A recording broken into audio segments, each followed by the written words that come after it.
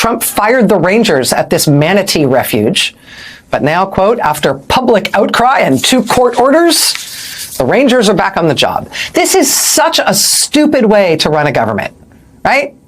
Random individual disasters manage somehow to get enough attention to often get protested, and then the Trump people find they can't really defend them, and so those things then get partially restored or maybe not really restored, but they say they'll fix them, and they hope people stop complaining.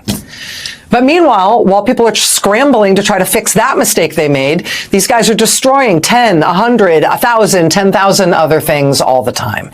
The MAGA media is flailing. They are struggling right now, like we have never seen before, to defend the most indefensible and idiotic economic policy we've ever seen from the stupidest person in our country, who went bankrupt 6 times and made his casino fail. Because no, he is not some genius economic mind. And that is exactly what Elizabeth Warren had to say on CNBC this morning, not only ripping into Donald Trump, but ripping into Joe Kieran, the MAGA host who got torn apart and just crumbled in this clip that we are going to check out. But before we do, if I could quickly ask you to leave a like on this video, and if you haven't already, you enjoy our channel, to hit that subscribe button. It goes a long way, and it really does mean a lot to me. Now let's check out this full takedown by Elizabeth Warren. You always say that you remember our last conversation. This is almost like part 2. Remember our last conversation about price gouging. So now you got another way to say that corporations are doing that. Well, but egg prices came down, inflation came down. It seems like the corporations only gouge when you say they're gouging, and then they're unable to at other times. So I know you don't want to listen to me on this, but listen to Jerome Powell on this. The example he gave on Friday was from the last time that Trump's tariffs went into effect. And he said there was a tariff on washing machines. No surprise, the price of washing machines went up. But the shocking part is the price of dryers went up as well, even though there was no imposition of tariffs on those. You tell me what that is, except for price gouging. Trying to figure that out. Unless you have a clothesline, unless you have a clothesline out back, you need the dryer, though, Senator. Well, you need the dryer, but the price doesn't go up on dryers. The cost of dryers didn't go up. Growing up, yeah. Did you? Yeah. Oh, yeah. The times. Totally. And I love the smell. I love the way you're changing the subject here. That is an example of price gouging. They told me we had less than a minute. They said we had less than a minute left. Now they say we can keep it going. Now we can keep it going. Now we can keep it going. I don't want to keep it going. Good. No, Senator, I bet you don't. No, we're hearing from businesses, small businesses, big businesses. We're hearing from families. Already, businesses are starting to raise prices in anticipation of how to weather this storm, which means costs are going up for families. Small businesses are worried that they're just going to get capsized in this kind of turmoil. And that's the problem that Donald Trump is creating. Nobody can plan for this. The numbers make no sense. And this is the moment for Congress to step up and exercise its power. The authority that Donald Trump is using is a declaration of emergency, but the specific law for that says that Congress can pass a resolution and say, no emergency here. And let's face it, realistically, emergency? Really? Yeah. It was designed for things like we go to war. And instead, Donald Trump is declaring an emergency with Belgium, an emergency with every country around the world. So it's time for Congress to step up. Every Democrat is ready. We just need the Republicans to join us and say that they are ready to go as well. You know, this is a real point for the Republicans. Do they think that their job in Congress is just to bend a knee to Donald Trump, no matter what he does? Or do they think their job in Congress is actually to represent the American people and to help protect them and their livelihoods and this economy? What are you talking about? That corporate price gouging doesn't exist. That is why we saw the huge inflationary pressures post-pandemic, because companies were more than happy to exploit the regular bid and expected inflation that came about and use it to juice their profits, which is exactly what happened. Also defending corporations who are just like trying to steal more of your money. This is like what a ridiculous person. And I'm glad Elizabeth Warren made it so clear what a bad lie Joe was pushing by saying, oh, so now you want to change the subject. Now it's very clear that you're a liar. Just absolutely ridiculous stuff. And especially the defense of Donald Trump, too, saying that there's any way that these tariffs could be good for the economy. There's any way that lowering costs is a great thing when you're lowering costs by going into a recession. Do you know why gas is cheap? Do you know why cars are cheap, potentially? Because people aren't going to have any money soon, right? If you don't have a job, I don't know what the benefit of cheap groceries is. And, Donald Trump has been saying this a lot lately. Oh, this is a great economy to buy. It's a great economy to buy things. Yeah, if you got billions of dollars in cash saved up because you're a giant corporation, but not if you're someone who's living paycheck to paycheck and just lost their job, because we have in the White House.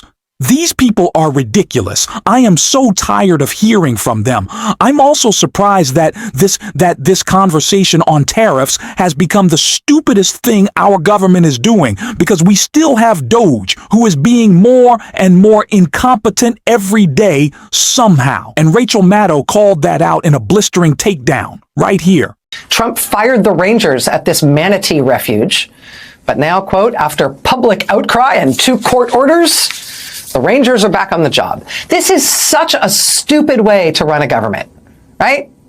Random individual disasters manage somehow to get enough attention to often get protested, and then the Trump people find they can't really defend them, and so those things then get partially restored or maybe not really restored, but they say they'll fix them, and they hope people stop complaining. But meanwhile, while people are scrambling to try to fix that mistake they made, these guys are destroying 10, 100, 1,000, 10,000 other things all the time. It is a terrible, absolutely ridiculous way to run a government, especially under the name of efficiency, right? I mean, how can it be that the reason we still have people on the job today storing and transporting our nuclear weapons is not because Donald Trump didn't fire them, because he did, but only because, just our luck, the right people found out that he had fired them and made a big enough ruckus about it in time so some of them could be hired back. That is the reason we now have people on the job keeping our nuclear weapons from prematurely exploding. That's the system now. That's how we're running it. And it's incredibly stupid. But the big problem with that being our system right now is that for some problems, the people who are most affected and most hurt by it are the people who can least make a ruckus. The people who have the least opportunity to see what's wrong, complain about it in a way that is big enough that it's going to get noticed and their complaints are going to be taken seriously. And so somebody's going to do something about it, and maybe it'll get reversed. The people who are going to be hurt the most grievously are the people who are least capable of raising a ruckus about what's being done to them. And so here we are. Headline, Washington Post. Social Security website keeps crashing as DOGE demands cuts to IT staff. Retirees and disabled people are facing chronic website outages and other access problems as they attempt to log into their online Social Security accounts.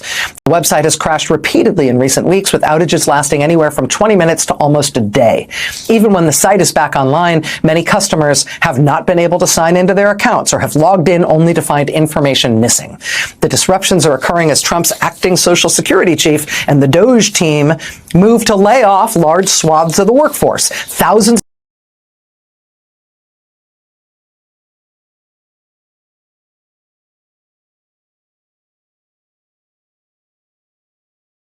of Social Security employees have already been pushed out, many in customer-facing roles, others with expertise in the agency's technology systems. The network outages are one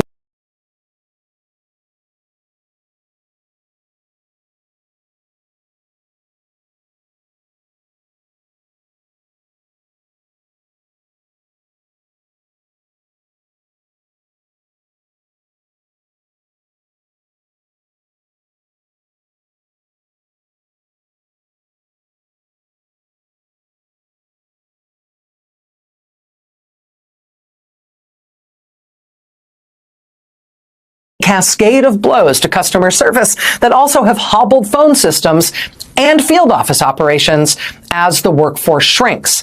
The network crashes specifically appear to be caused by an expansion initiated by the Trump team. The Trump technology staff did not test the software against a high volume of users to see if the servers could handle a rush. Connectivity issues and bugs with the expanded system have caused the portal that manages logins and authentication for many Social Security applications to go down. That's the Washington Post. Here's the headline in the New York Times. Quote, just a mess. Staff cuts, rushed changes, and anxiety at Social Security. President Trump promised not to touch Social Security, but as Elon Musk's team trims staff and plans that's doing a lot of work there. Trims staff and plans cuts to phone services, the system is groaning under the pressure. And here's the lead. Quote, the line started forming outside the Social Security office in suburban Glendale, Arizona, not long after sunrise. Dozens of retirees and people with disabilities shuffling papers, some leaning on walkers, all anxious to know whether Trump's government overhaul had put their safety nets at risk. When 9 a.m. came, an employee emerged from the building with flyers, asking the crowd to come back once they had scheduled an appointment. One woman yelled, "I've called for days." Another said, "We came from a long ways away." Still another let everyone know they had been handed a load of bunk, though she used a more colorful term. Quote, on April 14th, the Social Security Agency plans to largely phase out phone services for people filing for retirement and survivor benefits or changing their direct deposit information, forcing them to file online or come into the office. Staffing levels at the Social Security Administration were already at 50-year lows, and the departure of so many workers who answered phones and worked field office counters has led to longer lines and phone waits.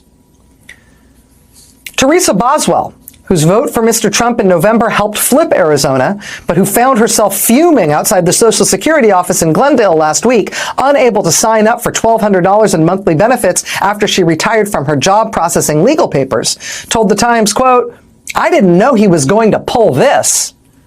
She told the Times, quote, this is a joke. It's not a joke.